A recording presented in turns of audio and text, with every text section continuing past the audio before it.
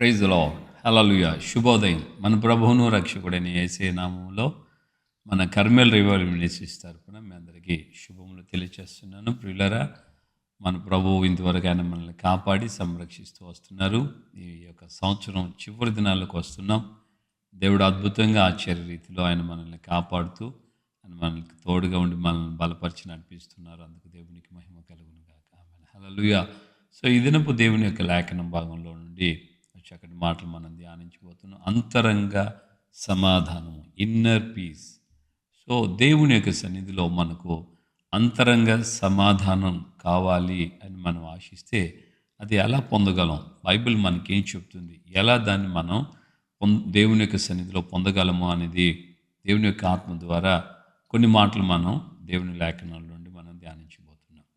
So మొదటిగా సామెతల గ్రంథంలో మనం గమనించినప్పుడు సామెతల గ్రంథకర్త అంటున్నాడు 3వ అధ్యాయము 5-6 వచనంలో, నీ స్వబుద్ధిని నువ్వు ఆధారం చేసుకోక నీ యావత్తు ప్రవర్తన యందు దేవునికి నీవు అప్పగించుకో అని అంటాడు.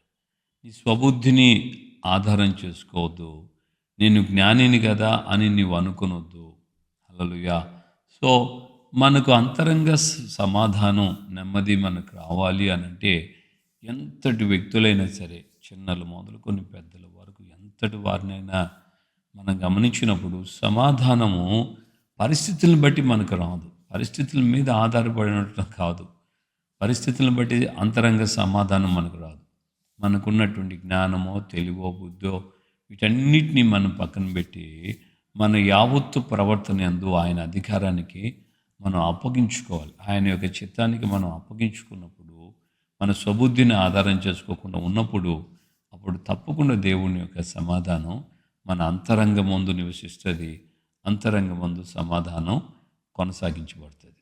మొదటిగా మన స్వబుద్ధిని ఆధారం చేసుకోకూడదు. మన జ్ఞాని అని అనుకుంటూ మనకు తెలివి ఉంది, మనకు జ్ఞానం ఉంది అన్నట్లుగా మనం కొనసాగితే ఉన్న సమాధానం కూడా పోగొట్టుకుంటాం. 2, యెషయా గ్రంథం 26:3 మనకు తేటగా చెప్తుంది. యెషయా గ్రంథంలో, ఎవని మనసు నీ మీద ఆనుకొనునో వాని నువ్వు పూర్ణ శాంతి కలిగిన వాడిగా కాపాడదు, ఎలానగా అతడు నీ యందు విశ్వాసం ఉంచున్నాడు. సో ఇది దైవజనుడు ప్రవచనాత్మకంగా దేవుని యొక్క లేఖనాల ద్వారా ఆయన మనకు తెలియచేశారు. ఆ రోజులకు కాదు, ఈ రోజుకి కూడా ఎవని మనస్సు ఆయన మీద ఆనుకుంటుందో, అంటే స్వబుద్ధిని ఆధారం చేసుకోకుండా ఉన్నప్పుడు ఇక దేవునికే అప్పగించుకుంటాం. అయ్యా నీ చిత్తం, నీ ఇష్టం. ఒకానొక సందర్భంలో దావీదు యొక్క జీవితంలో ఆయన అప్పటికే 600 మంది సైన్యం ఆయనకున్నారు. ఆయన అప్పటికే రాజు కాలేదు. ఫిలిస్టీల రాజ్యంలో సిక్లగులో అనే ప్రాంతంలో నివసిస్తూ ఉండేవాడు. ఈ యొక్క ఫిలిస్టీలు ఇజ్రాయెల్ మీదకి దండెత్తి వెళ్ళిన సందర్భం అది. దావీదు ఆయనతో ఉన్న 600 మంది కూడా ఫిలిస్టీల రాజుతో కలిసి ఇజ్రాయెల్ మీదకి యుద్ధానికి వెళ్ళారు. కానీ ఫిలిస్టీల సర్దారులు రాజుతో చెప్పారు, దావీదు అతని సైన్యం వద్దు, వాళ్ళని పంపించేసి. మొత్తానికి ఫిలిస్టీల రాజు దావీదుతో చెప్పాడు, నువ్వు వెళ్ళిపో బాబు, నువ్వు మంచోడివే, నువ్వు బాగానే ఉన్నావు, నీ యందు నాకు ఏ దోషం కనపడలేదు, కాకపోతే సర్దార్లు వద్దంటున్నారు, నువ్వు వెళ్ళిపో. దావీదు తనతో ఉన్నవారు 600 మంది ఇంటికి వచ్చేసారు. సిక్లకు వచ్చేటప్పటికి అక్కడ వారికి సంబంధించిన వాళ్ళు ఎవ్వరూ లేరు. దావీదు యొక్క భార్యలు లేరు, పిల్లలు లేరు. అలాగే 600 మంది యొక్క భార్యలు, పిల్లలు ఎవరు లేరు. అసలుకి ఏ ఆస్తి లేదు, మొత్తం దోచుకొని వెళ్ళిపోయి. అప్పుడు బిగ్గరగా దావీదు కూడా ఏడుస్తాడు, సైన్యం తనతో ఉన్న వాళ్ళందరూ కూడా ఏడుస్తారు. అప్పుడు దావీదు దేవుని యొద్ద విచారణ చేయడానికి మనసు నిలుపుకొని దేవుని యొద్ద విచారణ చేశాడు. ఎవని మనసు నీ మీద అనుకునో వాడిని పూర్ణ శాంతి కలిగిన వాడుగా కాపాడు. దావీదు ఆ విధంగా దేవుని మీద విశ్వాసం ఉంచి దేవుని దగ్గర విచారణ చేసి ఆ సైన్యాన్ని తరిమితే వెళ్తే నాకు అప్పగిస్తావా దేవా అని అన్నప్పుడు దేవుడు చెప్పాడు, నువ్వు వెళ్ళు, తరుము వాడిని అప్పగిస్తాను. ఆ విధంగా దావీదు తమ యొక్క వారిని రక్షించుకోవడానికి ఆ సైన్యం ఎటు వెళ్ళిందో తెలీదు, కానీ మొత్తానికి వెళ్ళారు. వెళ్ళి కలుసుకొని సైన్యాన్ని చిత్తుగా ఓడించి మొత్తాన్ని వారిని చంపేసేసి తమ వారందరినీ, అలాగే వాళ్ళు దోచుకున్న ఆస్తిని మొత్తాన్ని దావీదు తెచ్చుకున్నాడు. దేవునికి మహిమ కలుగును గాక. హల్లెలూయా. ప్రియులరా, మూడవదిగా మనం గమనించినప్పుడు మార్కు సువార్త 4వ అధ్యాయంలో మనం చూస్తాం, యేసయ్యతో కూడా కలిసి ప్రయాణం చేస్తున్న శిష్యులు యేసయ్య ఆ చిన్న దోణిలో అరమరలో తలబెట్టుకొని పడుకొని ఉన్నప్పుడు వారందరూ ఒకే పెట్టుగా వచ్చి ప్రభువుని లేపి, మేము నశించిపోతున్నాం, నీకు చింత లేదా ప్రభువా, లే లే అని చెప్పి ఆయన నిద్ర లేపారు. ఆ సమయంలో ఆయన లేచి సముద్రమును గాలిని గద్దించి వాటిని గద్దించగా, తుఫానును గద్దించగా అవి నెమ్మలమాయను అంటారు. అలాంటి పరిస్థితుల్లో ఆ సమాధానం, తుఫానులు, గాలి తుఫానులు, బీభత్సమైన వాతావరణం, అల్లకల్లోలమైనటువంటి వాతావరణంలో సమాధానం పొందడానికి వారు ప్రభువుని ఆశ్రయించారు, ప్రభువుని లేపారు, ప్రభువుకు చెప్పారు. ప్రభు వారికి గొప్ప విడుదల అనుగ్రహించారు. ఈ రోజున నీ జీవితంలో కూడా ఈ యాత్ర అనే ఈ ఆధ్యాత్మికమైన యాత్రలో సముద్ర యాత్ర లాంటిది లోకం అంటది. సముద్రాన్ని ఈదొచ్చు కానీ సంసారాన్ని ఈదలేమని. సో ఇలాంటి సంసారపు సాగరము లాంటి ఈ కుటుంబ వ్యవస్థలో పిల్లల విషయంలో కానీ, ఆర్థిక విషయాలు, ఆరోగ్య విషయాల్లో నీకు ఎదురవుతూ నేను నశించిపోయే పరిస్థితిలో ఉన్నాను అంటూ నువ్వు దేవుని మీద ఆనుకొని దేవునికి చెప్పి దేవుని దగ్గర ప్రార్థన చేసినట్లయితే నిశ్చయముగా ప్రభువు నీకు తోడై ఉండి అద్భుతమైన రీతిలో ఆయన నీ పక్షాన లేచి సముద్రమును గాలినైనా గద్దించి వాటిని నెమ్మలపరచు దేవుడై ఉన్నాడు. దేవునికి మహిమ కలుగును గాక. నాలుగవదిగా మనం గమనించినప్పుడు కొలస్సీ పత్రిక 3వ అధ్యాయంలో మనం చూస్తాం 13వ వచనంలో క్షమాపణ గురించి. ఎక్కడైతే క్షమాపణ ఉంటుందో అక్కడ సమాధానం ఉంటుంది. నీ గుండెల్లో అంతరంగంలో నీకు సమాధానం అవసరమని, నీ కుటుంబంలో సమాధానం అవసరమని నువ్వు ఆశిస్తే నిశ్చయముగా నీ అంతరంగంలో సమాధానంకి నువ్వు చేయవలసింది క్షమాపణ. యేసయ్య నేర్పించాడు కదా, తండ్రి మనల్ని క్షమించులాగున మొదట మనం ఇతరులను క్షమించాలి.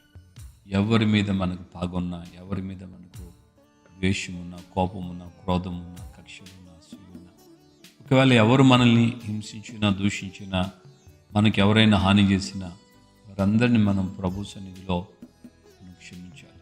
ప్రభు దగ్గర మనం ఈ యొక్క ప్రార్థన నేర్చుకోవాలి. యేసయ్య చెప్పాడమ్మా, మీరు ప్రార్థన చేయనప్పుడల్లా మీ శత్రువులను, మీకు ద్వేషమున్న వారందరినీ క్షమించండి.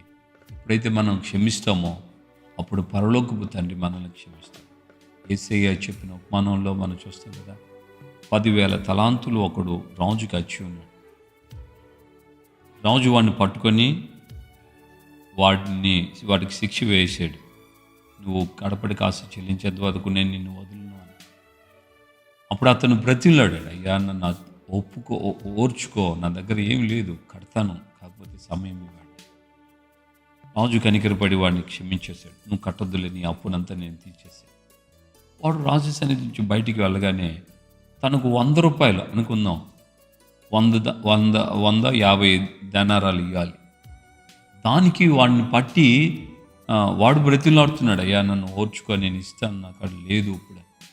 కానీ వీడు ఒప్పుకోక క్షమించకుండా వాడిని పట్టి చెరసాల్లో వేయించాడు. అప్పుడు తోటి పనివారు వెళ్ళి రాజుకు చెప్పాడు, అయ్యా నువ్వు 10,000 దేనారాలు వాడికి క్షమించావు, కానీ వాడు 50 దేనారాలు కూడా క్షమించలేదు. మళ్ళా రాజు పిలిచి విచారణ చేసి నిజమని తెలిసినప్పుడు అతన్ని మళ్ళా భయంకరంగా కడపటి కాసు చెల్లించేంత వరకు అతని భార్యను, పిల్లలందరినీ అమ్మేసి ఆ డబ్బును జమ చేయించాడు. ఎంత కఠినమైనటువంటి పరిస్థితి ఏర్పడిందో అతనికి ఆలోచన. రాజు తనని క్షమించాడు, కానీ తాను ఇతరులను క్షమించలేదు. మనం అలా ఉండకూడదు. మనం క్షమాపణ పొందేటట్లుగా దేవుని యొద్ద మనం ఇతరులను క్షమిస్తే దేవుడు తప్పక మనం క్షమిస్తాడు. తర్వాత మనం గమనించినట్లయితే 5వదిగా దేవుని యొక్క వాక్యం తేటగా చెప్తుంది. ఫిలిప్పీ పత్రిక 4వ అధ్యాయంలో 6-7 వచనాల్లో మనం చూస్తాం, దేనిని గురించి చింతించకండి, కానీ మీ చింతాయావత్తు దేవుని మీద వేయండి. అలాగే మీకు ఏమైతే అవసరతలు ఉన్నాయో ప్రార్థన కృతజ్ఞతాపూర్వకంగా ప్రభువునికి మీ విన్నపాలు తెలియచేయండి. ఎప్పుడైతే మనం చింతలతో, బాధలతో, కన్నీళ్లతో మన అవసరతలు తీర్చబడాలని మనం దేవుని సన్నిధిలో ఎంత ప్రార్థన చేస్తున్నా, ఎంత అడిగినా దేవుని యొక్క సన్నిధిలో మనం చింతించకుండా ప్రార్థన పూర్వకంగా మన విన్నపాలు ఆయనకు తెలియచేస్తే దేవుని యొక్క దాసుడు అంటాడు, సమాధానకర్త యొక్క దేవుడే, సమస్త జ్ఞానములకు మించిన దేవుని సమాధానం మీ హృదయ తలంపులకి తోడుగా ఉంటుంది, కావలే అనుగ్రహిస్తుంది.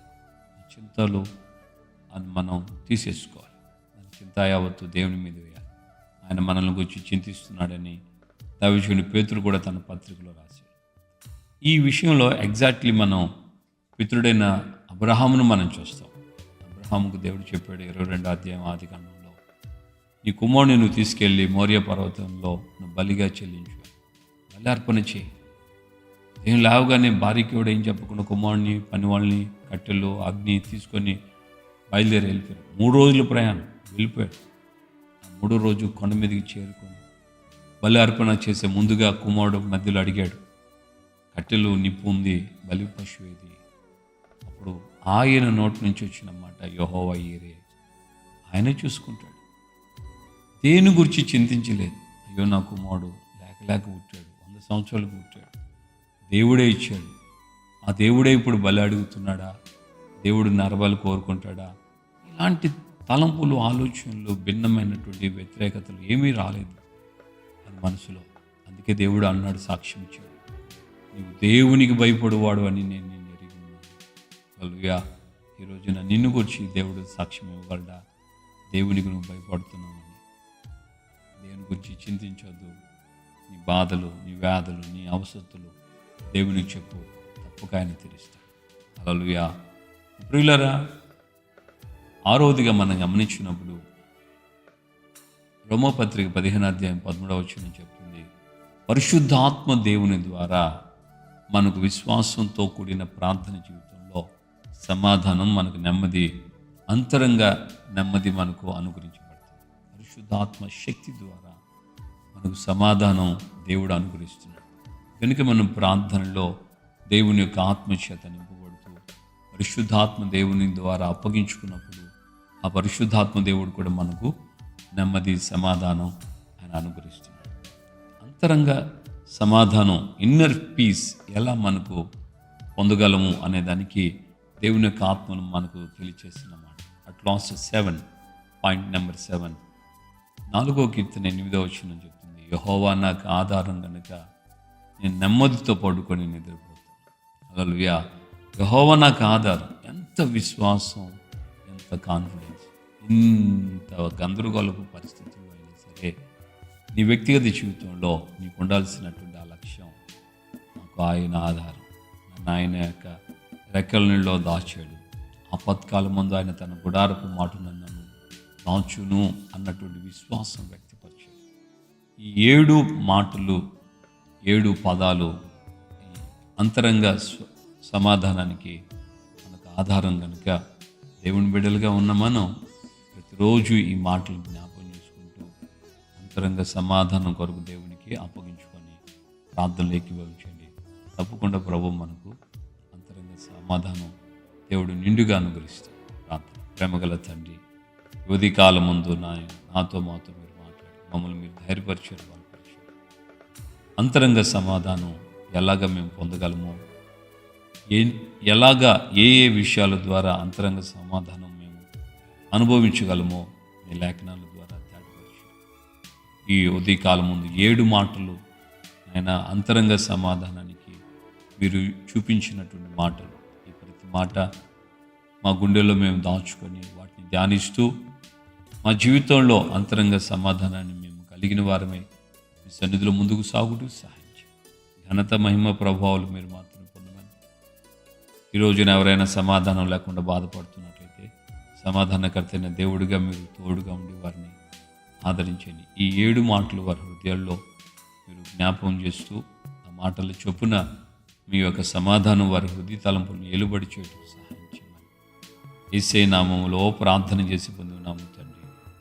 ఆమేన్. మన ప్రభువును రక్షకుడైన యేసయ్య ప్రేమ, కృపయు, తండ్రి అయిన దేవుని ప్రేమ, పరిశుద్ధాత్మిక అన్యోన్య సహవాసము, సమాధానం ఇప్పుడు ఎల్లప్పుడు సకల పరిశుద్ధులకి మనకును ప్రభు అక్కడ వరకు కృపతోడే ఉండి సమాధానంతో నడిపించును గాక. ఆమేన్, ఆమేన్. హల్లెలూయా. ప్రభుపేట అందరికీ వందనాలు. అంతరంగ సమాధానం దేవుడు మనకు అనుగ్రహిస్తూ మనల్ని బలపరిచి